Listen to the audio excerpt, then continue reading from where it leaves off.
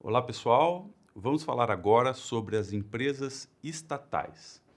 Nessa primeira parte, eu gostaria de retomar a definição de empresa estatal, que na verdade indica uma subcategoria de entidades do Estado com natureza de direito privado, estrutura empresarial e que fazem parte da administração indireta. Então vejam, empresas estatais são entidades pertencentes ao Estado com forma, com estrutura empresarial e, obviamente, com natureza de direito privado. Ainda que elas tenham natureza de direito privado, isso não impede que elas façam parte da administração indireta. Lembrando que há muitas entidades da administração indireta que têm natureza privada. Por exemplo, os consórcios. Os consórcios podem ser associações públicas ou associações de direito privado. As fundações podem ser de direito público ou também regidas pelo direito privado. Então, a administração indireta aceita muitas entidades com natureza de direito privado e, naturalmente, aceita a empresa estatal como parte da sua estrutura. A empresa estatal, diferentemente dos consórcios, diferentemente das fundações, no entanto, sempre terá natureza privada. Vejam que nós temos uma pluralidade de formas de empresas estatais. Nós temos as empresas públicas, nós temos as sociedades de economia mista e nós temos também empresas controladas. Essas três figuras fazem parte da administração indireta. Mas existem outras formas de atuação empresarial do Estado. Há situações em que o Estado não cria uma empresa ou não controla uma empresa, mas sim apenas detém parcela do capital de uma empresa privada. O Estado, em outras palavras, pode ser um acionista minoritário de empresas privadas.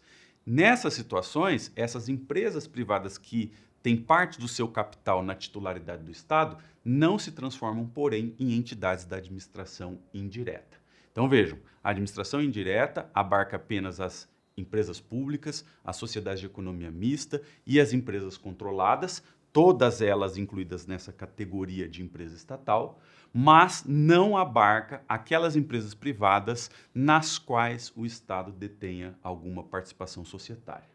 Eu trouxe aqui um quadro que eu desenvolvi juntamente com a professora Emanuele Maffioletti Urbano a respeito das variadas formas de atuação empresarial do Estado.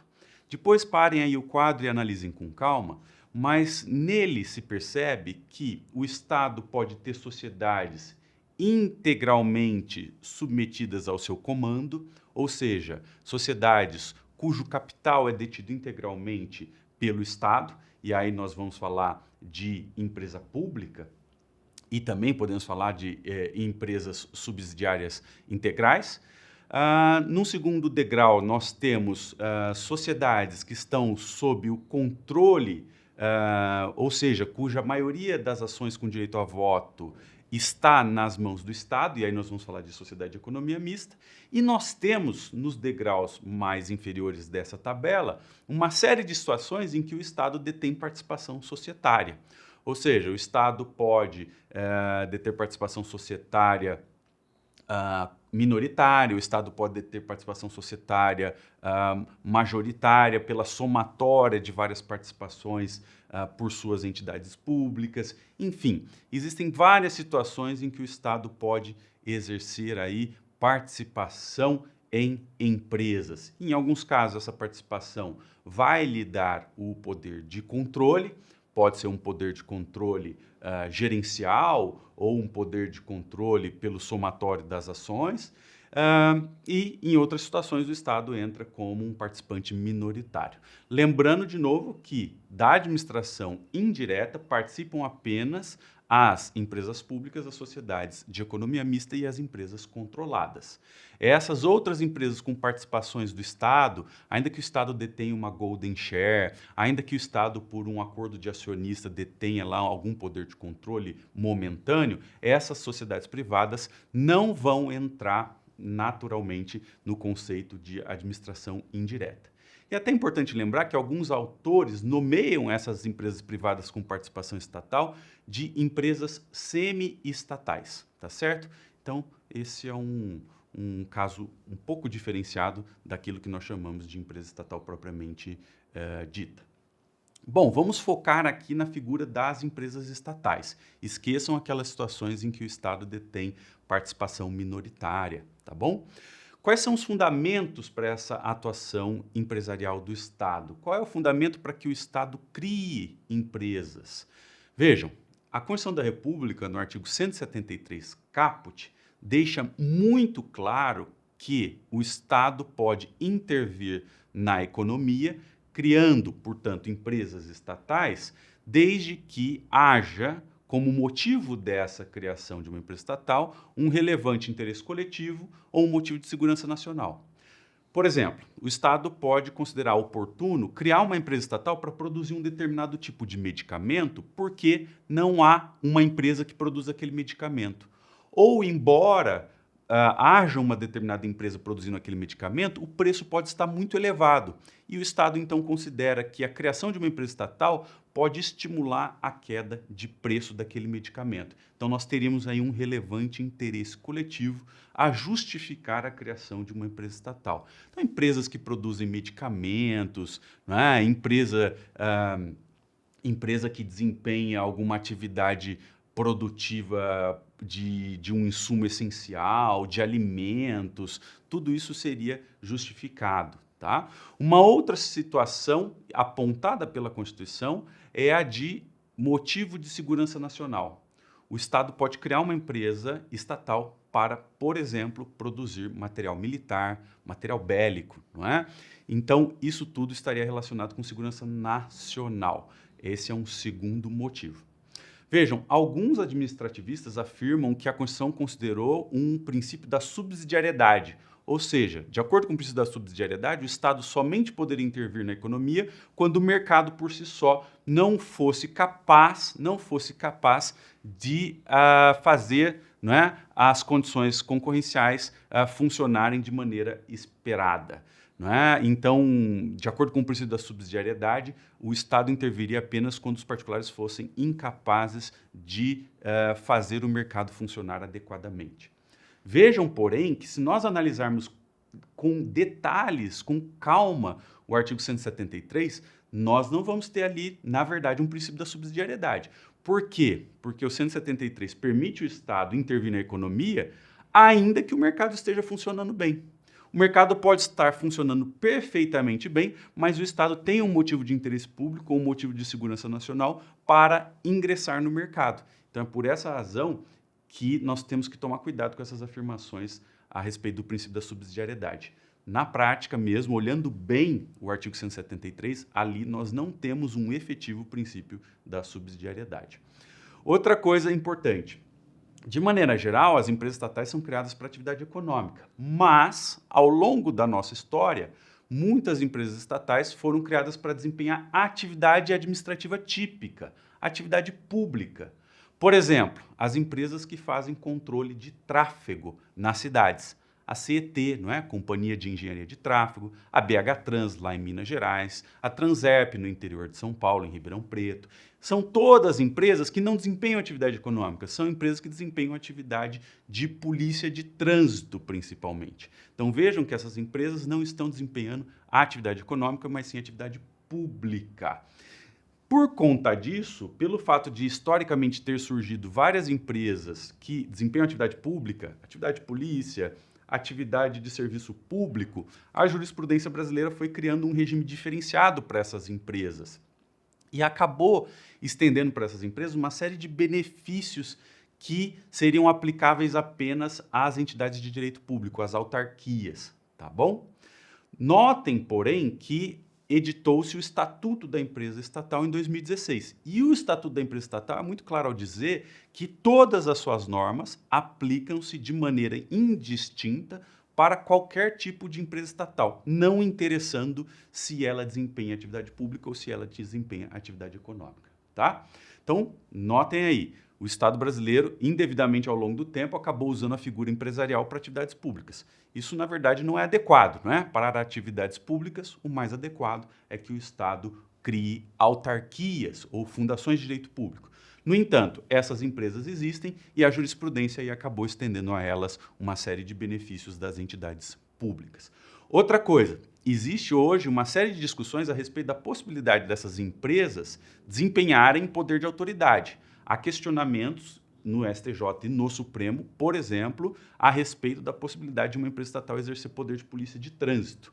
Tá certo? Então, notem que esse tema das empresas estatais em atividade pública é um tema bem polêmico.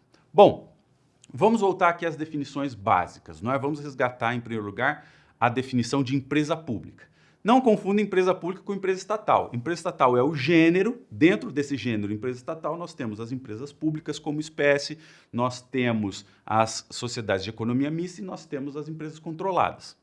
As empresas públicas são empresas integralmente estatais. Elas são criadas após uma autorização legal, é preciso que o legislativo expeça uma autorização legal. O seu capital é integralmente detido pelo Estado, mas pode esse capital ser diluído pela União, pelos estados e municípios.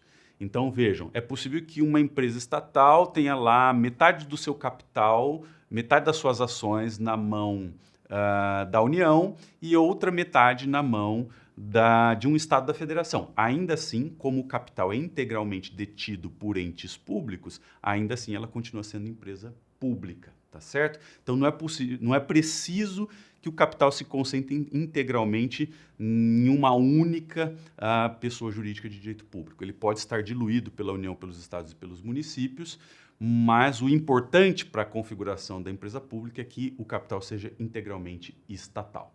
Outra característica muito importante, a empresa pública pode adotar várias formas societárias. Ela pode ser uma sociedade anônima, uma SA, não é?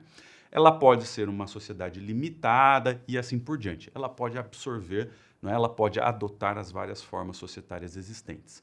E do ponto de vista jurisdicional, notem que, de maneira geral, essas sociedades, ou melhor, essas empresas públicas, elas se submetem à justiça estadual, se a empresa pública for municipal ou estadual, e se a empresa pública for federal, for pertencente à União, ela se submeterá à justiça federal. Eu trouxe aqui para vocês também alguns exemplos de empresas públicas. Caixa Econômica Federal, o BNDES, a Casa da Moeda, são exemplos de empresas públicas que nós temos no Brasil, tá bom? Sociedade de Economia Mista. A Sociedade de Economia Mista é a segunda espécie de empresa estatal.